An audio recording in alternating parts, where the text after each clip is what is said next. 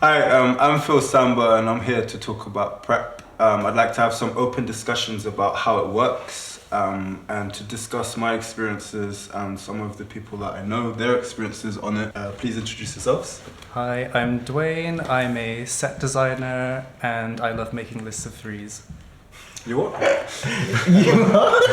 I love making lists of threes, like those are three things that I just said. Okay. Oh. Yeah. Oh god. Well, that was OCD. Sorry. Well, that too.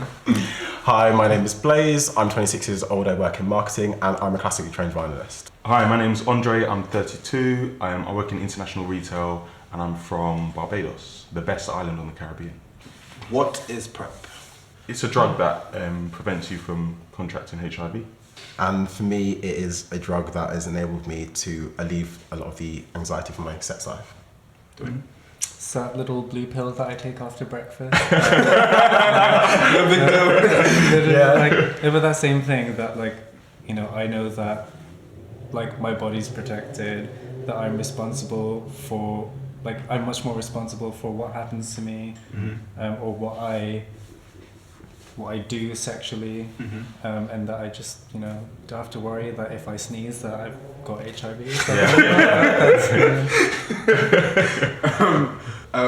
I would say something along the lines of it is a drug that I guess stops HIV from developing in the blood. Yeah. How does PrEP work? You could take it in different ways. So you can take it daily, or you could take it if you know you're going to be exposed to a risk or you're going to be having unprotected sex. There's different ways you can take it. I think the key thing though is to find out what works for you. Yeah. Because everyone's different in terms of, you all know individually kind of what your risk is, or you should start to get a better idea of what your risks are. And it's really about finding a system that works for you, and that can take in many different forms. Because when I first started taking PrEP, I was doing event-based dosage, which at first I just couldn't lock down what the exact procedure I couldn't put myself through that. Taking this daily, honestly, I forget so many other things. I can't be dealing with having to remember. 2 pills X amount of times, divide by the square root of pi. You know what? I can't but for some people that works. I think it's when you're organized in your sex life. I personally, I'm not. So you don't know. When you don't know what's going to happen. You can't just pinpoint. Okay, next Thursday I'm gonna have sex with. Some things just happen. I mean, but I suppose a lot of event-based dosing is actually when you think about organised around the weekends, basically, because that's when a lot of people go out to party, and with that comes all those kind of things. So actually, if you calculate, it's now Thursday, weekend's coming up. I'm gonna get busy. Then you're gonna start from Thursday, and then and then take your doses and whatever you need to do the 2 days after the risk as well. That's what it is. Because I was planning it around my mental health dips, where it's just oh my god, I've got no libido for life generally, so whatever. But then just wait, were you having sex when you had no libido, or no, I wasn't taking PrEP? I don't understand. Yes, no. So I wasn't taking PrEP when I was depressed and having no libido. So it's just there's no point in wasting these pills now if they're not gonna get. And they're not cheap. yeah, exactly. Yeah. But then when I'm just oh my god, wait, X square root, I can't get this thing. So I was just okay, I'll just take it every day. Yeah. For me, it's daily. I know no matter what happens, if I have a wild night out, I forget something. What do you mean something happens. Well, forget what? What are you talking about? That's not for this program. But do you know what I mean? It just takes all the worry away. So it's easier doing it daily. I know for me as well, I started on daily, and I always had the intention of going event-based, and then I realised, exactly, the mathematics was just nah. And then I was daily just works a lot easier for me personally. And I put it as part of my morning routine. It's in my underwear drawer. As soon as I get ready to go, I take my automatic, brushing your teeth. Yeah, literally. I come out of the shower, underwear drawer open, I take my PrEP then, and it's just part of my routine. I don't have to think about it, and it's. And also with done. daily, taking it daily, you kind of know, okay, I've got a 3-month supply, so in like 2.5 months, I'll need to order like more. It's just like more practical as well. Well, that's how it's been working for me. And it's like, okay, well, I know I need to save up £60 by this point.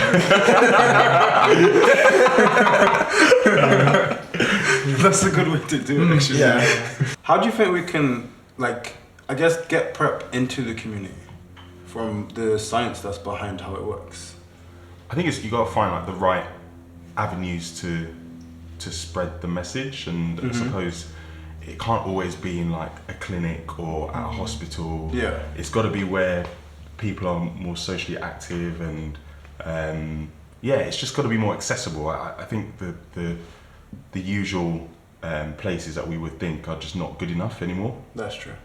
And I think a lot of it actually has to do with personal relationships and talking to your friends and being open to talking to your friends about it, because unfortunately there can still be a bit of stigma around it, and I think it's actually just moving past that, especially with people that you care about, and saying, hey, this is something that I'm doing, I think it's really, really important, and I want you to hear me out. And I've done that with a few of my friends, and a few times they might have reacted a little bit shocked at first, kind of, especially when HIV is ever mentioned. But then when I actually went into detail, did you actually know that I'm much more susceptible to contracting HIV than my white counterparts? And then they get really interested in why. Yeah. So that, for me, was what has worked. So do you think like a lack of research is the thing? I think there's a lot of research, but it's how that information is then passed on and spread, because I don't know, I mean, like, not everyone spends the time Googling PrEP. True. You know, it's not what you do. I mean, but I feel like that's part of how people find out about it. it is. Because, I mean, like, to be fair, that's how I found out about it. I there's- saw a leaflet in a sexual health clinic, and then I thought, right, I'm going to Google about this and learn a bit more about it. And then in time, I had to upskill myself. Yeah, where there wasn't that's how there it wasn't is. a forum or anywhere readily available for me to just have There that. wasn't like a network or anything. Yeah. I found out like a lot of my initial information from people, like sexual partners, and then Googling it myself, but then finding that a lot of the information just kind of like, it was inconsistent across all of these people. And so I was just like, okay, well, I need to like see which sources are kind of more trustworthy than others, but then I just ended up going to Dean Street, because I'm like, if they're, you know, they kind of have a responsibility to like have the right information. That's true. I was a bit like, this is too good to be true kind of thing. I think that's kind of the belief in general. I think a lot of people think that it's too big to be true, so then they don't believe that it works. Yeah. And then they don't trust healthcare in general, so then they won't take it. But then also there's a lot of people that don't know other people that take it. So then that puts them off as well, because it's like, I don't know anyone, so there's no one I can trust that is taking it, which will make me want to take it. But that's the thing, like knowing your friends that are also on it, and having those conversations that sort of destigmatize sexual health and like things like that. It just like helps normalize things like this, because especially with like us being men of color, sexually active, it's like we've got to be having these conversations. That's true, you know, especially if we're at high prevalence. And I think there needs to be, I think I was thinking about, there needs to be like a campaign, because I feel like in general there's not much that's like directly this is what PrEP, as in like there's nothing that's targeted at this is PrEP, like this is it here. And I feel like there needs to be like a campaign or something bigger for targeted at men of color. But what would that campaign look like? Would you? No pressure, Phil. But what would be if we were going to make a campaign about PrEP and really address kind of the issues with our own communities that we face in terms of barriers to access? What would we want it to look like? I think like it'd be easy to have conversations sort of like this, like big group conversations, and thinking about what are the biggest issues and what would be suggestions of what would be the best thing to do. Like that sort of stuff. So if we was to pinpoint all the demographics, because even I did some research and there's just bits and pieces that I didn't even know, but like it made sense, and I thought we can just target that. For example, people not knowing other people on PrEP, so that puts them off. You can say, you know, people are taking it and it works. So like there's little things we can do, I think. And I think obviously there's so many different angles and ways you can take it. I think one of the most important statistics is that obviously a huge number of people that actually do contract HIV are in relationships or think they're in monogamous relationships, and that is where a lot of HIV transmission happens. So I think a lot of discussions around PrEP can really, because that was certainly one of my reasons why I delayed my taking PrEP, is because I was in a relationship at the time, kind of felt like I didn't need it because I was in a relationship with my boyfriend, and I didn't want him to think that I didn't trust him or something like that. So, but then when you find out all these quite scary statistics around how so many people do contract HIV through whilst they're in relationships, we need to be talking about this more and having a more open discussion about doing it even when you're in these relationships. That's true, and there's a lot of men that don't identify as straight, so they don't test, or they don't know a lot of services that are available for gay and bi men. So because of that, they end up contracting HIV and even passing it on to their female partners, and not even knowing they have it because they don't test and they don't know the information around it. So I think even a campaign targeted at that would be good. So there's all different things that I think is possible of doing. Yeah. So looking at men who have sex with men as an umbrella and not just gay men. Yes. Because also there's also a completely separate conversation about women in PrEP as well, and how there is. Yeah. There actually and that's a whole even less awareness. Yeah, exactly. And it's a whole other there's a lot higher amongst men who have sex with men than women. And it could really benefit, let's say, black African women or trans women. It's interesting because all of my close girlfriends, I think I've told them all now that I'm on PrEP, and none of them knew what it was. They were like, "What is that?" It's really strange. Yeah, people there's at least there's some people that have like a base awareness that there's a medicine and it does something or something along those lines. There's that, but then there's people that have literally no idea about anything, and because they've never heard of it, it's like, how can this exist? And I've never heard of it. Like, it can't possibly work. So I think that's the mentality that needs to change. But I think we're slowly getting to a time where it's becoming more mainstream.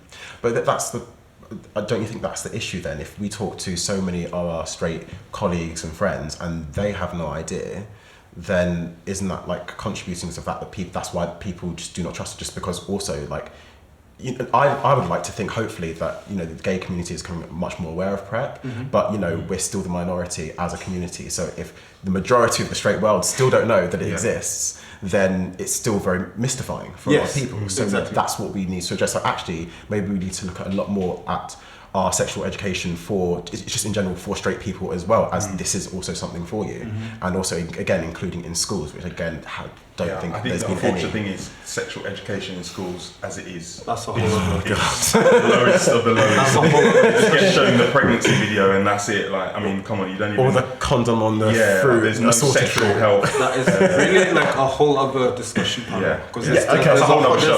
Part two. There's so much there that needs to be addressed. For example, like, you're only taught about straight sex, which makes it confusing as you grow up. Because it's like, okay, I know that a dick is supposed to go into a vagina, but it's supposed exactly. Because even from a young age, you're taught that you should be with a woman.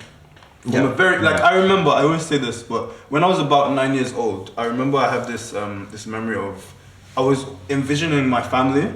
And I remember I was imagining having kids and like a wife, 2.4 like, children, and like having like a garden and a garden.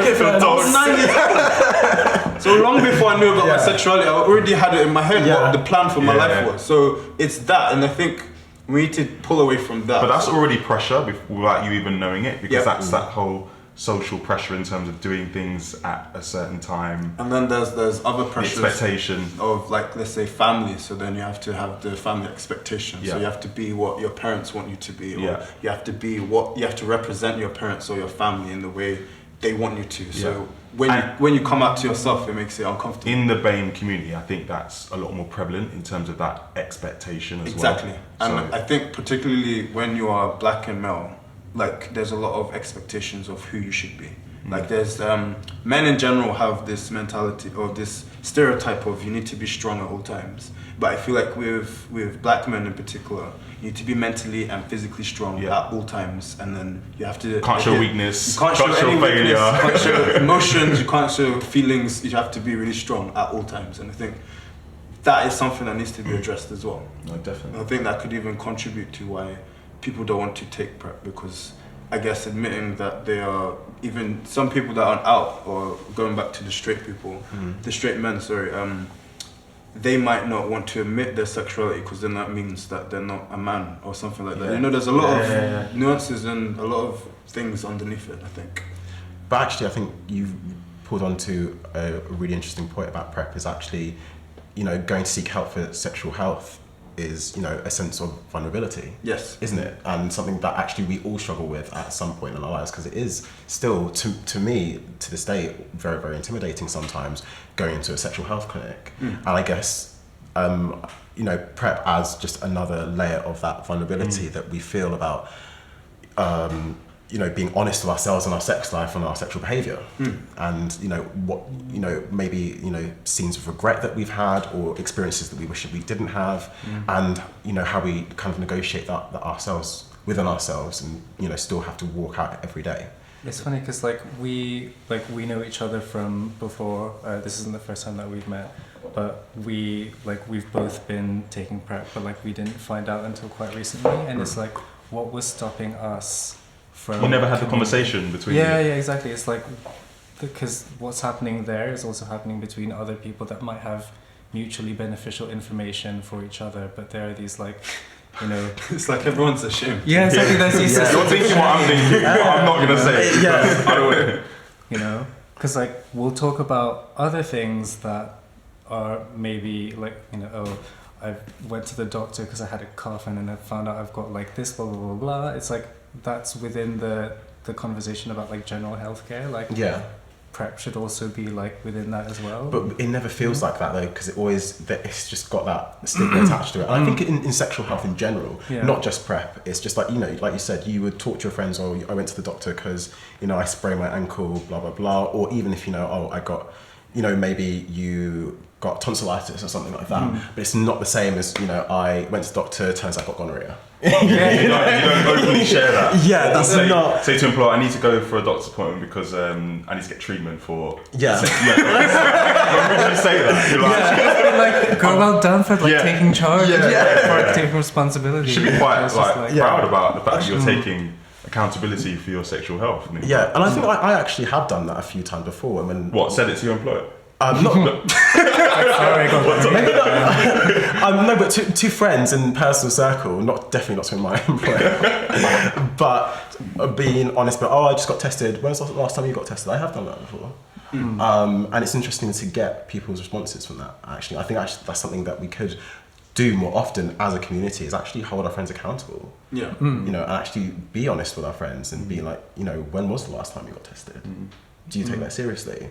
And that is, it's vulnerable and that is scary, and sometimes, quite tricky conversation to have. But again, the more that we have these conversations, the easier it will become. You know, I had an idea for people to share their sort of use on PrEP on social media, because then I feel like it kind of, especially for things with like Twitter or Instagram, people have been following you for some time.